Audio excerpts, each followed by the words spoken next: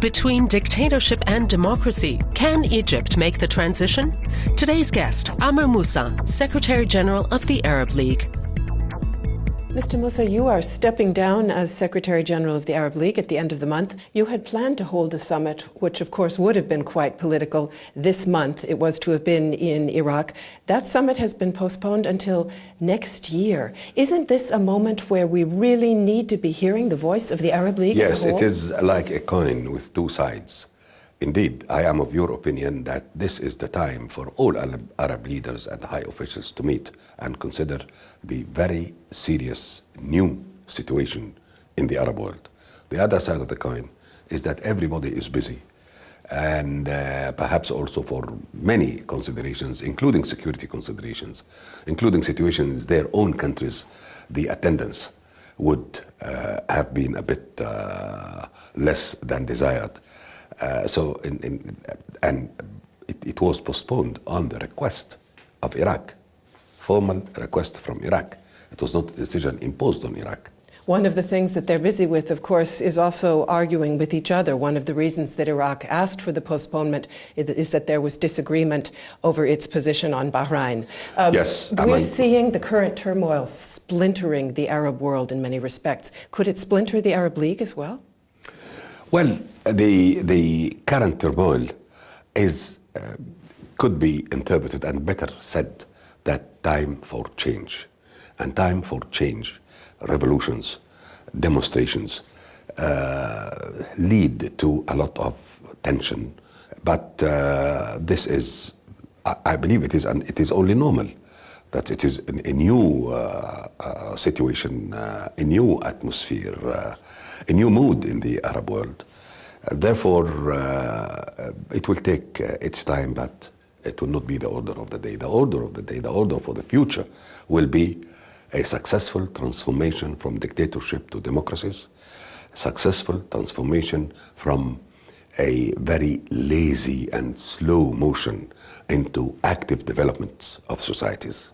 And this is what I really expect. And here, the Arab League, as the regional organization, can play an important, crucial role. We're going to come back in one moment to the transition in your own country, Egypt, but a few more questions first about the League itself. Given the stalemate in Libya, do you stand by the Arab League's decision to support the UN resolution that authorized military action there? As a rule, the Arab League as a regional organization is responsible for supporting the United Nations resolutions. The Security Council resolutions have to be respected. This is our position, and we call on all countries to respect UN resolutions. This resolution pertaining to the situation in Libya was prompted by the request of the League of Arab States, by a majority vote of its Council of Ministers, to protect the civilian population. But it was not meant to have any other military situation, but protect the civilian population. And are you satisfied that that is happening? Well, no, I'm not satisfied with the general performance because it did not lead to real protection. But the situation is moving now into a political action or political initiatives in order to build a credible, genuine ceasefire under international supervision. I talked earlier about the fact that there is a splintering within the Arab world. Certainly that pertains to Bahrain, but also to some degree to Yemen, to Syria. What does the League need to be doing there, and what can it do, given the disagreements? Well, there is a state of revolution in the Arab world. The Arab League cannot stop it and should not stop it. But the fact, in my opinion, will be that the Arab world is going to change, and in a very short while from now, in a year or two. The best thing for all governments now to do is to accelerate the pace of reform. Every country, all of us in the Arab world are racing against time. We have to win the race by effecting serious, effective reforms that people want and need. I'm very glad you mentioned time. I'd like to turn to Egypt now and talk about the timetable for elections there. You had expressed concern that this timetable is too fast. How concerned? No, I didn't say so at all. I believe that we have to go even faster. We have a transitional period until September. That is fine. And we have a constitutional declaration that can deal with the situation in Egypt up until September. But I believe we have to accelerate the pace towards democracy and towards elections. We have to do that as quickly as we can to have our new republic well in place in order to allow us to work to redress the wrongs that have been done to our society and our country.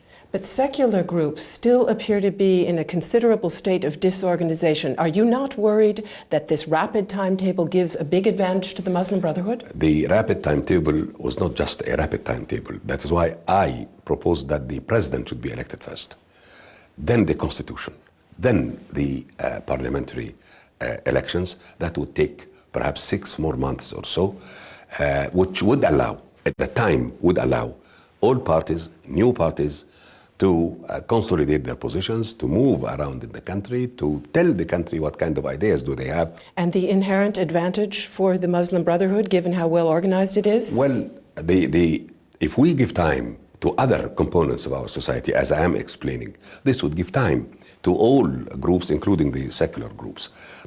Having said that, I must also tell you that now, if we, as we are going to do, choose democracy, then we have to choose democracy with all its repercussions. You cannot have democracy sur mesure, as they say in French. Democracy is democracy. You open the society for people to elect their representatives, elect their president. And I'm sure that the Egyptian people are wise enough to choose the best. One place that is feeling doubts is Israel, very concerned about where policy in Egypt might be heading. You're the absolute front runner, quite likely to be elected. You have said you would not necessarily continue the policies of the Mubarak administration. Where do you see the main changes happening? Well, I said also that Egypt, as an Arab country, is duty-bound to follow the Arab Initiative for Peace. And this is a very reasonable document that Egypt should continue to stick to it.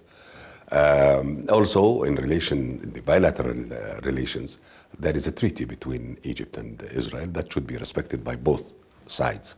There is no change there.